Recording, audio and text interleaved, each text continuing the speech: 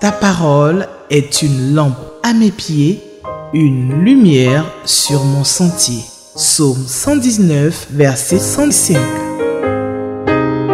La méditation.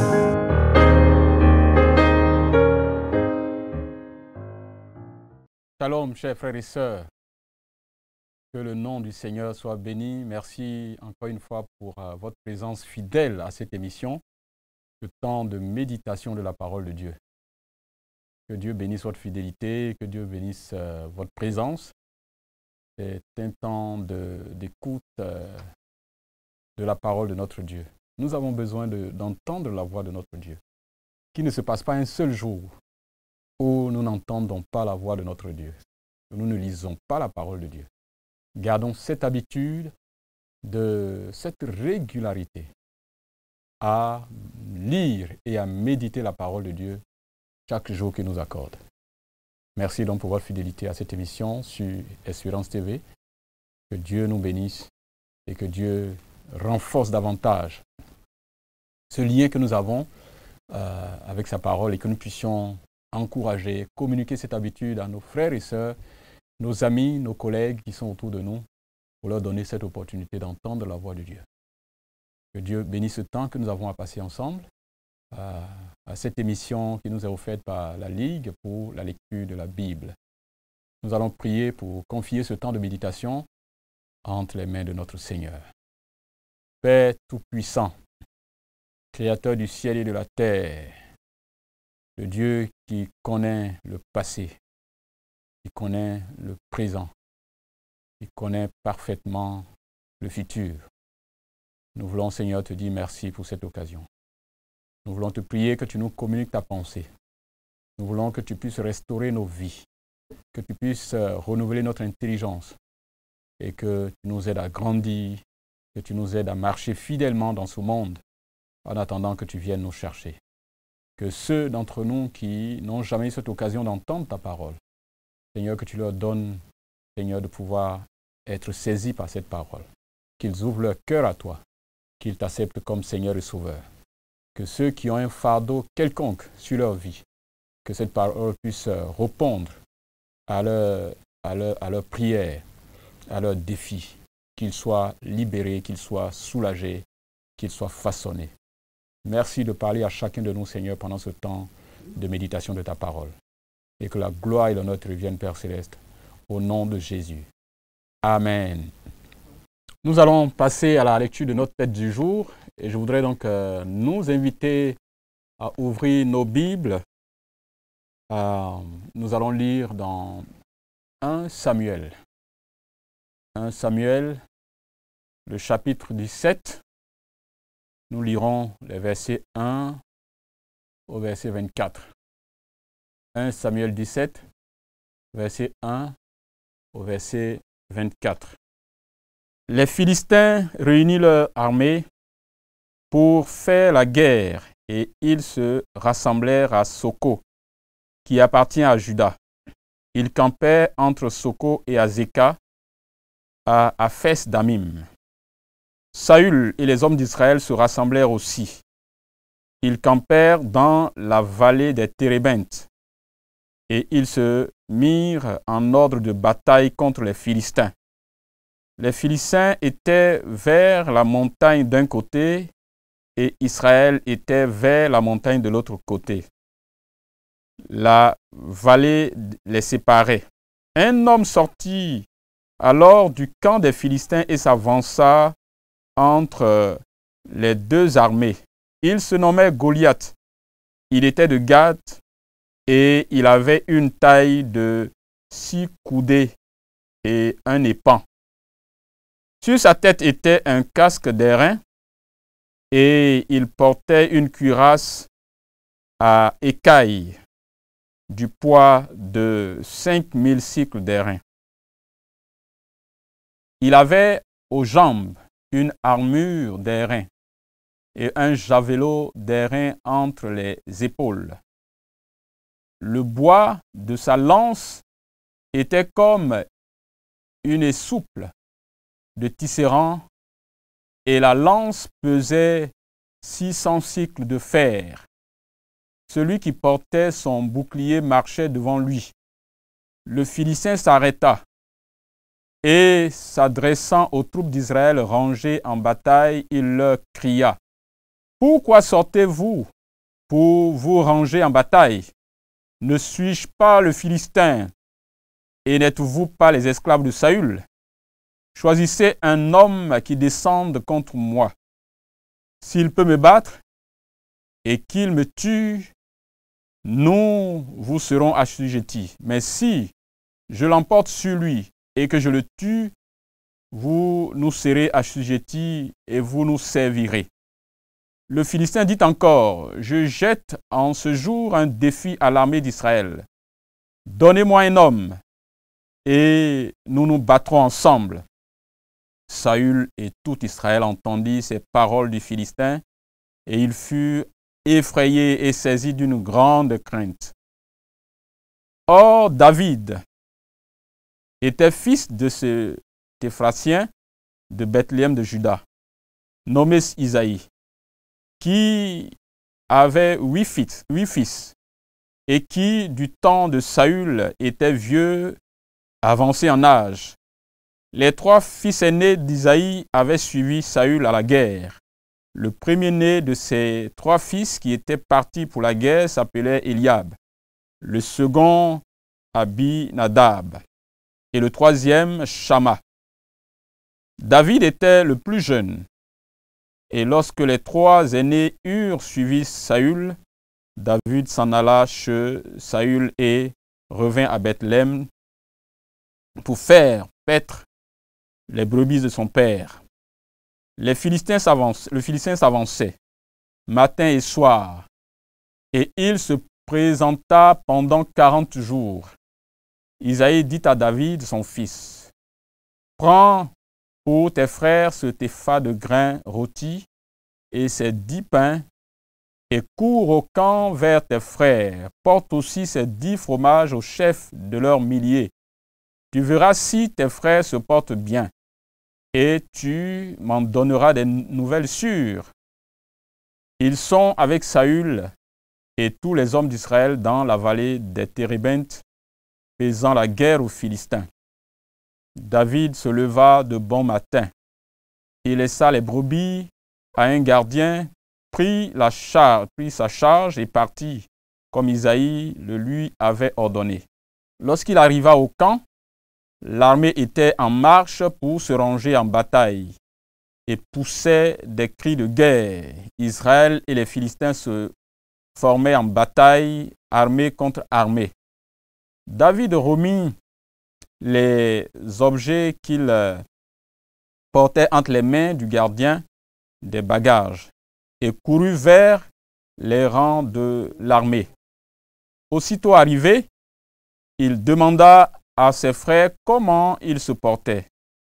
Tandis qu'il parlait avec eux, voici, le Philistin de Gath, nommé Goliath, s'avança entre les 2 armées hors des rangs des Philistins. Il tint les mêmes discours que précédemment, et David les entendit.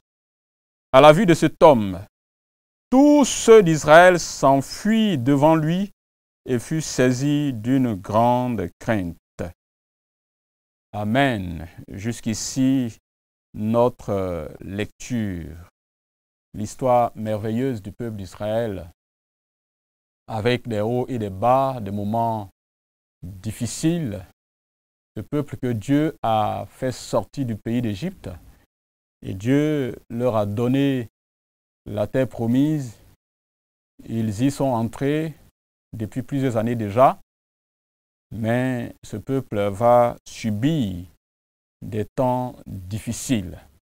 À cause de son péché, à cause de la désobéissance, les peuples d'alentour ont été parfois très difficiles, utilisés par Dieu pour assujettir Israël.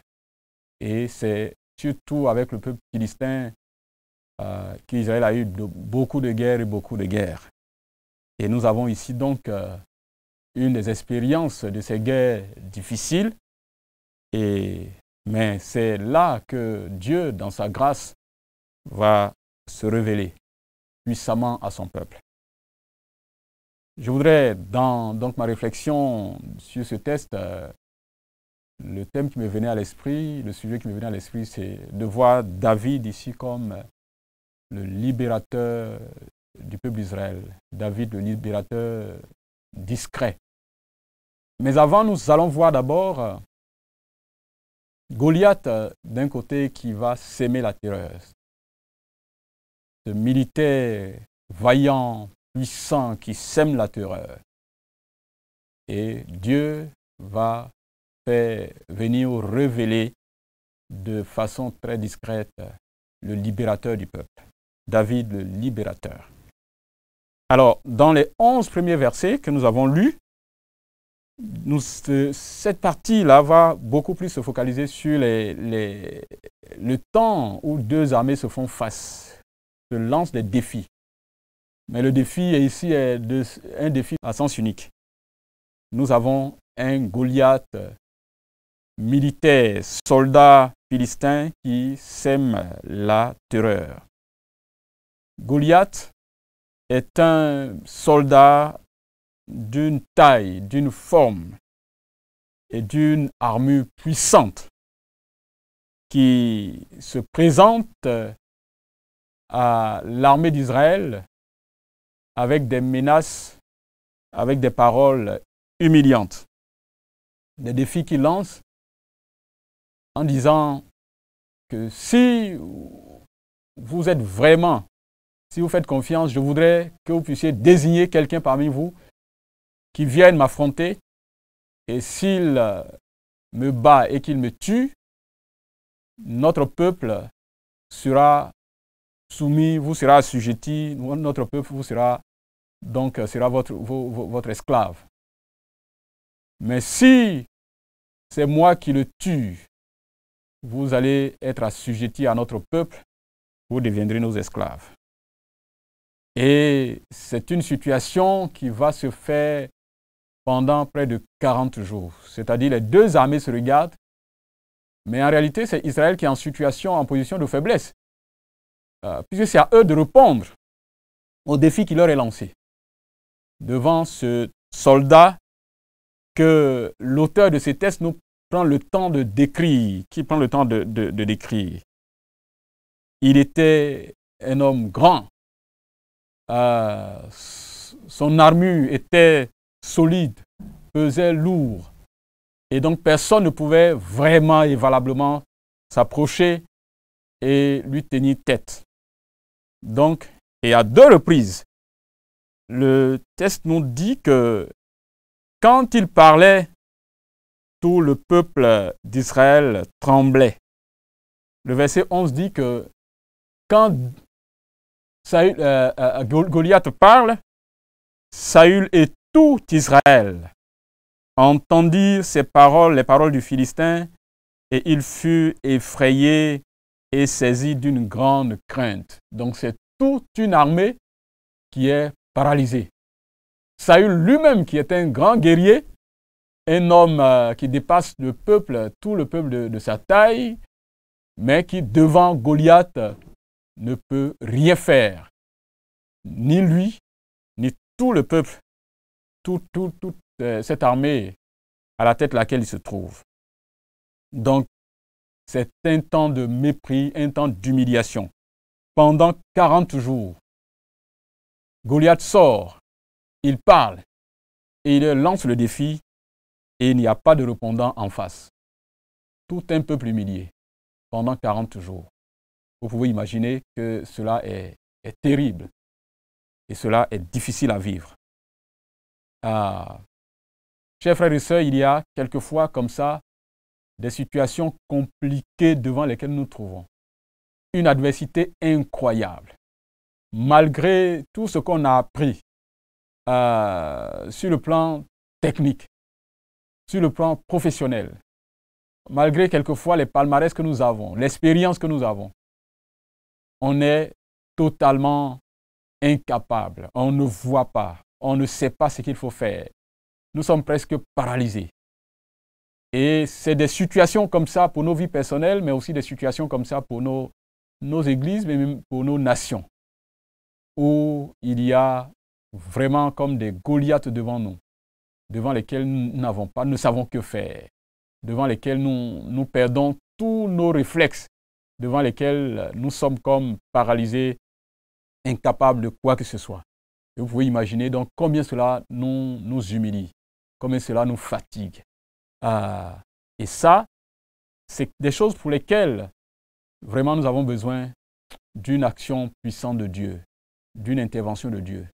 Nous avons besoin d'entrer en nous-mêmes, de repartir à Dieu et de voir, mais qu'est-ce qui se passe? Qu'est-ce que nous pouvons faire? D'appeler Dieu au secours, justement. Il y a des choses pour lesquelles nous avons besoin de recourir à Dieu et de demander la grâce de Dieu. Vous dites, Seigneur, nous avons besoin de toi. Nous avons besoin de ta grâce. Et il y a des situations comme ça. C'est possible qu'il y ait des choses comme ça dans votre vie qui vous fatiguent, qui vous paralysent, qui vous font souffrir. Vous réfléchissez, vous regardez autour de vous, vous ne savez pas qu'est-ce qu'il faut faire. Tout ce dont vous êtes capable, c'est comme s'il n'y a rien qui peut bouger. Mais Dieu ne reste pas indifférent. Quelquefois, il suscite du néant, enfin, humainement parlant, celui ou la solution à notre situation. Et Dieu, pendant ce temps de défi humiliant qui est lancé à cette armée pendant 40 jours, sans réponse, sans répondant, Dieu va susciter quelqu'un. Mais la manière à laquelle David vient, c'est vraiment dans toute la discrétion. Dans les versets 12 à 24 que nous avons lus, le texte souligne que c'est un jeune garçon donc qui vient là sur un terrain. Il ne vient pas en tant que militaire. Il a été envoyé par son père pour voir ses frères, comment ils se portent. Ça fait des jours et des jours qu'ils sont allés au front. Il n'a pas de nouvelles d'eux. Donc il envoie leur jeune frère pour s'enquérir de leur situation. David va, obéissant à son père, il laisse ses brebis à la charge de quelqu'un d'autre et il va en mission de la part de son père pour voir ses frères qui sont allés au front. C'est quelqu'un sans expérience militaire. Donc son père l'envoie simplement auprès de ses aînés pour leur apporter de quoi manger. David, quand il arrive sur la scène, quand il arrive là, tout naïvement, David entend ce qui était répété aux oreilles de ses frères, des autres soldats, depuis plus de 40 jours. Le verset 23 nous dit donc que tandis qu'il parlait avec eux, il parlait avec ses frères, voici le Philistin de Gath, nommé Goliath, s'avança entre les deux armées. Hors des rangs des Philistins, il tint les mêmes discours que précédemment, et le texte ajoute, et David les entendit. David a entendu ce qu'il a dit. David a entendu. C'est parvenu aux oreilles de David, mais pas seulement aux oreilles de David, c'est parvenu au cœur de David. Ce message qui était donné, ce message de mépris au peuple et aux soldats aguerris, expérimentés, envoyés au front depuis des jours et qui n'arrivent pas à faire quelque chose, David a entendu ces paroles. David a entendu ces paroles. Et non seulement il a entendu ces paroles, mais il est maintenant témoin d'une scène qui va aussi se graver dans son cœur. Voici ce que le texte dit au verset 24. À la vue de cet homme, tous ceux d'Israël s'enfuient devant lui et furent saisis d'une grande crainte. Non seulement David va entendre ce que Goliath a répété pendant 40 jours aux oreilles de ses soldats, mais aussi il va voir l'attitude de ces soldats israélites qui sont venus sur ce front-là, qui fuient littéralement, qui tremblent devant ce soldat qui est en train d'humilier, de mépriser l'armée d'Israël. David a entendu cela. Devant ce puissant soldat, Dieu va ainsi être en train de préparer le libérateur de façon discrète. De façon discrète. Chers frères et sœurs, les vrais libérateurs que Dieu nous envoie souvent ne sont pas des gens extraordinaires. Ce sont des gens simples, sans expérience. Ils ne sont même pas doués de ces milieux-là où nous sommes et où ils doivent apporter la délivrance. Nous avons même dans le choix de Saül comme premier roi d'Israël, le texte nous dit que son père l'envoie simplement chercher des animaux, les ânesses qu'ils avaient perdus et ils ne savaient pas où ils se retrouvaient. Et il a envoyé son fils. Simplement, il a obéi à son père et il va chercher les animaux. Et c'est pendant ce temps, c'est sur ce chemin qu'il va être choisi sous la direction de Dieu. Samuel va donc l'oindre comme roi d'Israël. Et c'est lui, ce jeune homme, sans palmarès, sortant parfois de familles inconnues. Et c'est celui-là qui va être choisi par Dieu pour apporter la délivrance. Chers frères et sœurs, les vrais libérateurs ne sortent pas toujours de là où nous pensons. Ah, vous savez, dans ce monde dans lequel nous sommes, il y a tellement d'expériences professionnelles qu'on cherche, ou d'expériences extraordinaires en matière spirituelle. Oh, il faut qu'il remplisse de telles conditions. Et nous sommes tellement attachés à ce genre de choses. Oui, c'est tout à fait bon que quelqu'un, il est bon que nous soyons formés, que nous ayons telle qualité spirituelle, telle qualité intellectuelle, ainsi de suite. Et quelquefois, les vrais libérateurs ne sont pas parmi ceux-là qui sont dotés de toutes ces compétences dont nous parlons. Vous savez, notre monde ne souffre pas parce qu'il n'y a pas d'experts dans tous ces domaines que nous connaissons. Il y a des experts dans le domaine médical, mais les gens continuent de mourir. Il y a des experts dans le domaine économique, financier, mais les scandales ne finissent pas et la pauvreté ne continue pas, ne cesse pas de grandir dans notre monde. Parce qu'en réalité, notre monde est rempli d'experts dont le cœur n'est pas régénéré. Le cœur n'est pas connecté au Créateur. Le cœur n'est pas connecté à Dieu. Dieu fait sortir de ce milieu souvent des gens discrets, des gens insoupçonnés, à qui personne ne pense, et qui viennent et qui voient ce qui se passe, et qui viennent et qui entendent ce qui se passe, et qui voient la débandade des gens, des experts, et qui savent comment se connecter à Dieu pour pouvoir apporter la délivrance que Dieu communique à son peuple dans ce genre de situation. Que Dieu nous donne suffisamment d'humilité. Chers experts, que Dieu nous donne suffisamment d'humilité. Chères personnes, hommes et femmes, considérés comme parfois très spirituels, que Dieu nous donne suffisamment d'humilité pour regarder autour de nous ce que Dieu est en train de préparer dans l'ombre pour accomplir des missions extraordinaires. Il faut accepter que parfois des gens peuvent quitter derrière nous, peut-être considérés comme des moins que rien, viennent de quelque part, de l'ombre, pour accomplir des choses que les experts ne peuvent pas accomplir. Que Dieu nous aide à pouvoir garder cette humilité, d'ouvrir les yeux et de regarder autour de nous. Il y a des gens que Dieu est en train de préparer dans l'ombre pour sauver nos peuples. Acceptons cela, que ne soyons pas ceux que Dieu a préparés pour sauver, même si nous sommes remplis de 1000 compétences. Ces soldats puissants, préparés, aguerris, ont été incapables de répondre aux défis, et c'est quelqu'un que Dieu est en train de préparer dans l'ombre qui va le faire. Évidemment, nous avons la suite de l'histoire, donc nous savons ce qui s'est passé après.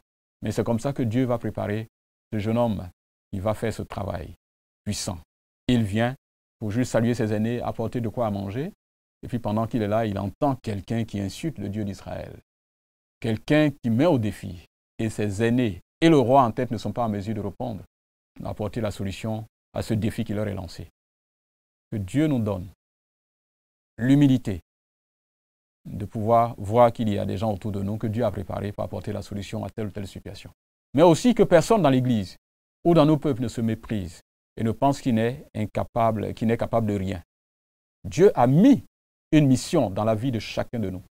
pour que nous soyons la personne qui porte la solution à une situation particulière dans le monde, dans la vie de nos familles et dans la vie de l'Église. David, le libérateur discret, insoupçonné. Et c'est peut-être toi, ou peut-être quelqu'un auquel on ne pense même pas, qui est quelque part caché derrière. Que Dieu nous aide à pouvoir laisser Dieu étudier qui que ce soit pour accomplir la mission qu'il a accomplie. Au nom de Jésus. Amen. Nous allons prier, chers frères et sœurs. Seigneur, notre Père et notre Dieu, oh, tu es un Dieu formidable. Pendant 40 jours, les soldats aguerris, ce roi fort, puissant, ne peut rien faire devant cet ennemi. Seigneur, tu es en train de préparer dans la discrétion un jeune homme inexpérimenté qui vient et qui entend, qui vient et qui voit, et que tu es en train de préparer pour pouvoir apporter la délivrance à ton peuple. Seigneur, aide nos familles, aide nos pays, aide nos églises à donner la possibilité aux gens parfois insignifiants d'être les instruments de Dieu pour apporter la délivrance.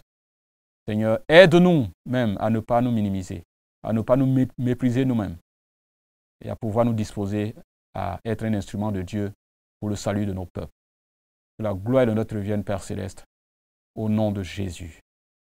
Amen. Chers frères et sœurs, que Dieu vous bénisse et qu'il nous aide à continuer ce temps de réflexion sur le texte que nous avons lu et que Dieu nous aide à nous revoir la prochaine fois pour un autre temps de méditation. Amen.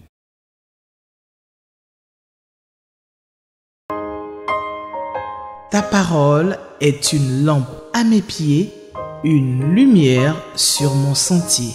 Psaume 119, verset 105. La méditation.